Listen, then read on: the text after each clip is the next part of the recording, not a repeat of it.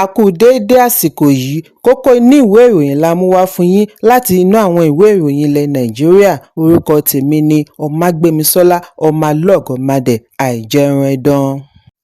Ìjọba ìpínlẹ̀ Bayelsa ti kéde ìdárò ọlọ́jọ́ mẹ́ta fún igbákejì gómìnà Lawrence Eruojapor tí ó di olóògbé ní Ọjọ́bọ̀ lẹ́yìn tí ó ṣubú lulẹ̀ nínú ọ́fíìsì rẹ̀ lọ́sàn-án. Àkókò ìdárò yìí yóò bẹ̀rẹ̀ lójú ẹsẹ̀ pẹ̀lú gbogbo àsíá tí kò ní nà tán half-mast. Kọmíṣánná fún ìròyìn, ìdánilẹ́kọ̀ọ́ àti ọgbọ́n inú ìyáàfin Ebiowu Cocoa-Biaye ni ó ṣe ìkéde yìí lánàá bí ó ti ṣe àpèjúwe ikú rẹ̀ ní oró ńlá. Lẹ́yìn ìṣẹ̀lẹ̀ yìí, awuyewuye bẹ́ sílẹ̀ lórí àìlera Eruojapor bí àwọn ará Bayelsa tí ọ̀rọ̀ yìí kọ lóminú ṣe ń retí àtẹ̀jáde láti ọ̀dọ̀ ìjọba ìpínlẹ̀. Cocoa-Biaye fi àbámọ̀ wọn hàn lórí ìyàlẹ́nu ńlá tí ikú rẹ̀ dá sílẹ̀ tí ó mú Eruojapor di olóògbé lẹ́ni 60 ọdún. Wọ́n ní igbákejì gómìnà jẹ́ ẹni mú iṣẹ́ rẹ̀ lọ́kùnkúndùn. Lẹ́nu iṣẹ́ ni ó wà tí ìṣẹ̀lẹ̀ yìí fi wáyé. Wọ́n gbé dìgbàdìgbà re ilé ìwòsàn Federal Medical Center ní Yenagoa níbi tí ó ti dágbére fáyé wípé ó dìgbò ṣe. Ikú rẹ̀ kò dùn wọ́n nìkan, ó tún jẹ́ òfò ńlá sí ìjọba ará Bayelsa àti orílẹ̀-èdè lápapọ̀. Ẹ̀kúnrẹ́rẹ́ ìròyìn wà nínú ìwé ìròyìn Punch tó jáde lónìí. Aláàfin ìlú Ọ̀yọ́ His Imperial Majesty Ọba Abímbọ́lá Ọ̀wọ́adé ti fi dá alága àjọ tó ń gbógun ti títà, rírà àti mímu egbòogi olóró NDLEA Brigadier General Mohammed Buba Marwa lójú àtìlẹ́yìn rẹ̀ àti ìfọwọ́sowọ́pọ̀ rẹ̀ láti jọ gbógun ti àṣìlò àti òwò egbòogi olóró lórílẹ̀-èdè. Ọba sọ àsọdájú yìí nígbà tí ó darí ikọ̀ ọba méjì ọlọ́rọ̀ tí ọ̀rọ̀ Ọba Joy Ọlánìyàn Ọlátóyè àti Olùsìn ti Ìjàrá Ìsìn Ọba Adémọ́lá Julius Ajíbọ́lá lọ ṣe àbẹ̀wò sí Marwa ní olú iléeṣẹ́ àjọ NDLEA lánàá ní ìlú Àbújá.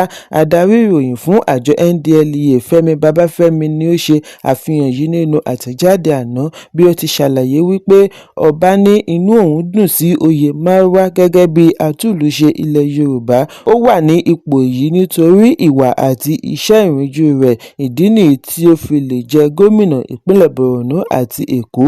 Ọba ní ohun mìíràn tí òun kò lè gbàgbé nípa rẹ̀ ní ti kẹ̀kẹ́ Marwa tí ó mú wọ Nàìjíríà. Nígbà tí ó ń fèsì, ọ̀gá NDLEA ké sí ọba kí ó ṣe àtìlẹ́yìn fún ìgbìyànjú wọn tó ń lọ lọ́wọ́ tako àṣìlò egbòogi olóró lórílẹ̀-èdè. Bí Aláàfin ṣe fi ìgbáradì rẹ̀ hàn àti darí àwọn akẹgbẹ́ rẹ̀ yòókù láti ṣiṣẹ́ pẹ̀lú àjọ NDLEA. Ẹ̀kúnrẹ́rẹ́ ìròyìn wà nínú ìwé ìròyìn The Nation tó jáde lónìí. Gómìnà ìpínlẹ̀ Niger Mohammed Umaru Bago ti tẹnu mọ́ àtìlẹ́yìn rẹ̀ fún sáà kan ṣoṣo fún àwọn gómìnà bí ó ti ṣe àríyànjiyàn wípé èyí yóò ṣe ìgbélárugẹ àṣeyọrí iṣẹ́ àti ìṣèjọba gidi.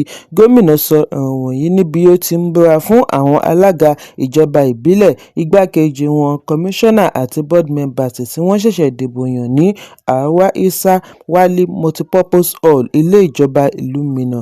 Bago ṣàlàyé wípé òun ìbá ti gbé ọwọ́ líle pẹ̀lú àwọn òṣìṣẹ́ ìjọba kan bí kì í bá ṣe ti ìdìbò tó ń bọ̀ lọ́nà. Bí ó ti fìdí ẹ̀ múlẹ̀ wípé sáà kan ṣoṣo yóò fún adarí láǹfààní àti gbé ìgbésẹ̀ láìní ti òṣèlú nínú political pressure. Ó ní gbogbo nǹkan ní Nàìjíríà ló kún fún ti òṣèlú. Gómìnà ní nǹkan mìíràn wà tí ó yẹ kí òun ti ṣe tí òun sún sí ẹ̀yìn ìbò. Ọ̀pọ̀ ìgbà ni wọ́n ti kùnà nínú ìdánwò, wọn kò lè gba ìgbéga, bẹ́ẹ̀ ni wọ́n tún jẹ́ àjàgà lórí ìṣèjọba. Bí ó ti rọ àwọn alága tí wọ́n ṣẹ̀ṣẹ̀ búra fún kí wọ́n ṣe àtìlẹ́yìn fún ìṣèjọba rẹ̀ láti ṣe àgbékalẹ̀ àwọn ìlérí tí ó ṣe nígbà ìpolongo ìbò. Bákan náà ni Bago ké sí àwọn olùgbé láti sowọ́pọ̀ tako ìṣòro ààbò kí wọ́n ṣe ìrànlọ́wọ́ láti ṣe àgbékalẹ̀ ìlú tí ènìyàn yóò gbé láìsí ìfòyà, kò ní fi ṣe àṣà, ẹ̀yà tàbí ẹ̀sìn oníkálukú.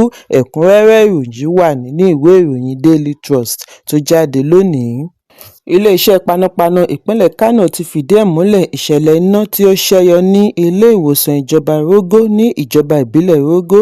Nínú àtẹ̀jáde tí alukoro ACFO Saminu Yusuf Abdullahi bu ọwọ́ lù ni wọ́n ti ṣàlàyé wípé ẹ̀ka pàjáwìrì lábẹ́ ìṣàkóso adarí Alhaji Sani Anas ní àwọn gba ìpè láti ọ̀dọ̀ ẹnìkan tó pe ara rẹ̀ ní Abdullahi Ahmad Rufai láàrin aago 3 lóru láti ṣe àfisùn àwọn panápaná láti Káráyé àti Rogo Súré kórajọ láti lọ ibi ìṣẹ̀lẹ̀. Bí wọ́n ti dé ibẹ̀ ni wọ́n rí ilé alájà kan tí iná ti bò.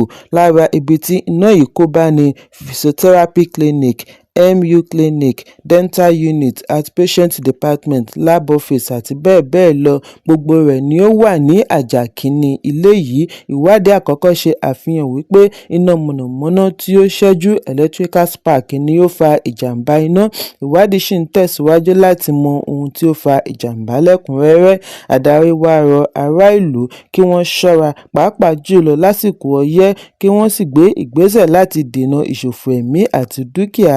Èyí ń wáyé bí gómìnà ìpínlẹ̀ Zamfara ṣe fi ẹ̀dùn ọkàn rẹ̀ hàn sí ikú àwọn 5 tí wọ́n di olóògbé níbi ìdúgbàmù tí ó wáyé ní ojúnà Gúúsù sí Gwashi ní ìjọba ìbílẹ̀ Bukuyum. Nínú àtẹ̀jáde tí wọ́n fi sí orí ẹ̀rọ abánidọ́rẹ̀ẹ́ Facebook ni gómìnà Lawal ti ṣe àpèjúwe ìṣẹ̀lẹ̀ yìí ní ìṣekúpa aláìṣẹ̀ tí kò mú ọpọlọ dání, senseless loss of innocent lives. Bí ó ti fìdí ẹ̀ múlẹ̀ wípé àwọn adàlúrú tí wọ́n ń da agbègbè láàmú ni wọ́n gbin àdó olóró. Bákan náà ni gómìnà bá ẹbí Muazu Gwashi tí í ṣe igbákejì alága ìjọba ìbílẹ̀ Bukuyum tí àwọn ajínigbé ṣekú pa kẹ́dùn tí ó ti lo oṣù tí ó lé ní 6 lákàtà wọn kí wọ́n tó ṣekú pa. Gwashi ni wọ́n jí gbé ní ìbẹ̀rẹ̀ ọdún yìí tí àwọn tí wọ́n jí gbé kọ́kọ́ ń béèrè fún 30 mílíọ̀nù náírà owó ìdásílẹ̀.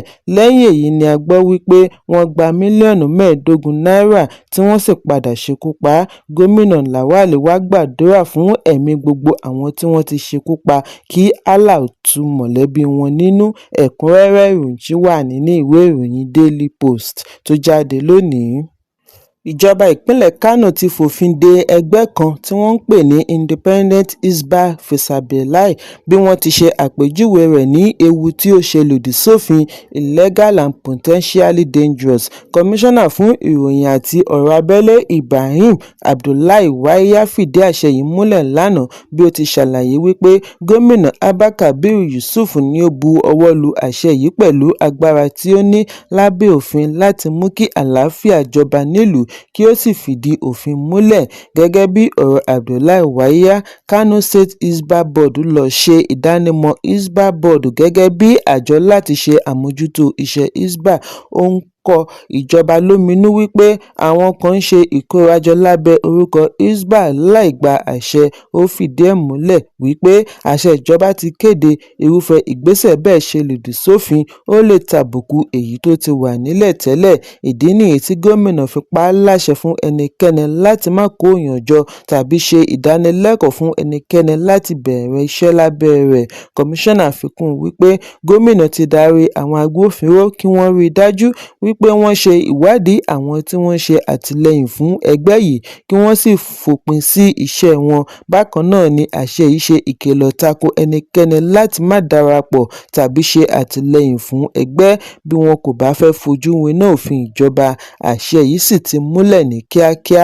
Ẹ̀kúnrẹ́rẹ́ ìròyìn wà nínú ìwé ìròyìn Punch tó jáde lónìí.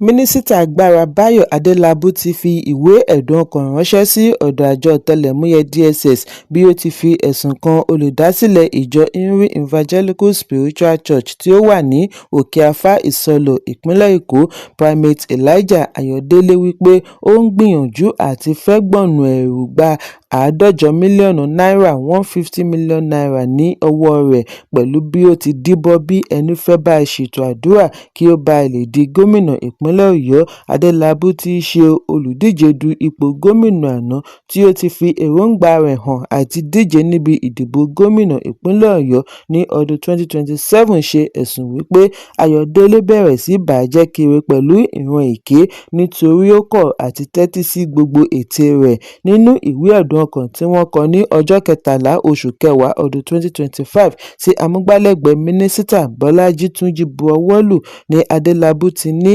Ayọ̀délé ń fi gbogbo ìgbà fúngun mọ́ ọn láti san òbítíbitì owó àti iṣẹ́ ẹ̀mí spiritual work tí owó rẹ̀ gọbọi, ṣùgbọ́n nítorí ó kọ̀ àti tẹ̀lé ìlànà yìí ni Ayọ̀délé fi bẹ̀rẹ̀ sí bàjẹ́ kiri. Túnjí tẹ̀síwájú wípé mínísítà kọ̀ nítorí èròǹgbà àti di gómìnà rẹ̀ kìí ṣe nípa ti iṣẹ́ ẹ̀mí ṣùgbọ́n láti fi tọkàntọkàn sin ará ìlú. Wọ́n ní Primate tún ń lọ kiri gbogbo iléeṣẹ́ ìròyìn láti máa sọ wípé Ọlọ́run wí fún un wípé Adélábù kò lè jáwé olúborí. Bákan náà ni ó ń sọ àwọn ọ̀rọ̀ tí ó lè fa ìkórìíra láti ọ̀dọ̀ ará ìlú, inciting statement wípé òun yóò kùnà nítorí àjọṣepọ̀ rẹ̀ pẹ̀lú èmi ló kàn. Gẹ́gẹ́ bí mínísítà, Adélábù ní òun kò kọ́kọ́ fẹ́ dá a lóhùn ṣùgbọ́n bí ó ṣe ń tẹ̀síwájú àti máa bà á jẹ́ ni ó mú pinnu àti fi ẹ̀sùn rẹ̀ tó agbófinró létí bí ó ti rọ àjọ DSS kí wọ́n bá òun ṣe ìwádìí Pásítọ̀ Ayọ̀délé lórí àwọn ẹ̀sùn tí ó fi kàn án.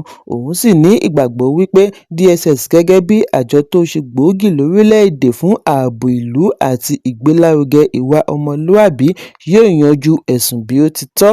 Nígbà tí ó ń fèsì sí Adélábù, Primate Ayọ̀délé sẹ́ ẹ̀sùn wípé òun ń béèrè $150 mílíọ̀nù ní ọwọ́ mínísítà agbára nítorí iṣẹ́ òṣèlú. Ó ní àwọn kan jíròrò lórí iye tí yóò ná wọn àti ra irinṣẹ́ orin ni.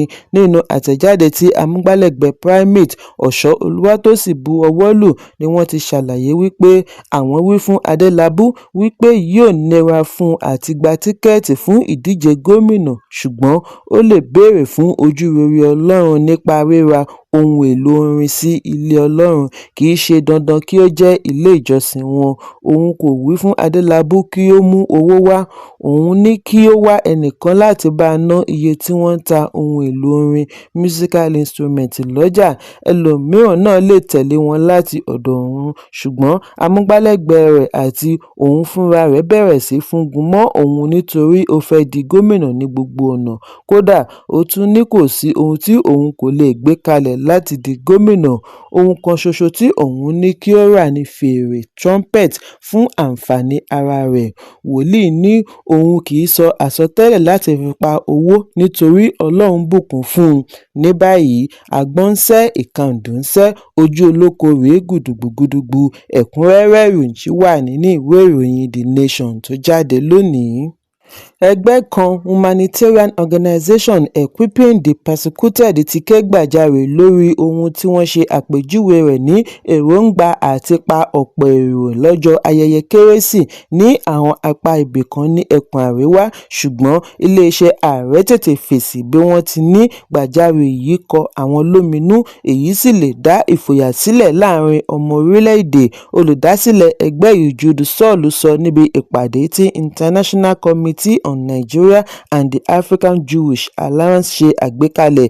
Ìpàdé tí ó wáyé ní Ọjọ́rú ní Washington DC ní Congressman àná Frank Wolf ti ṣe alága.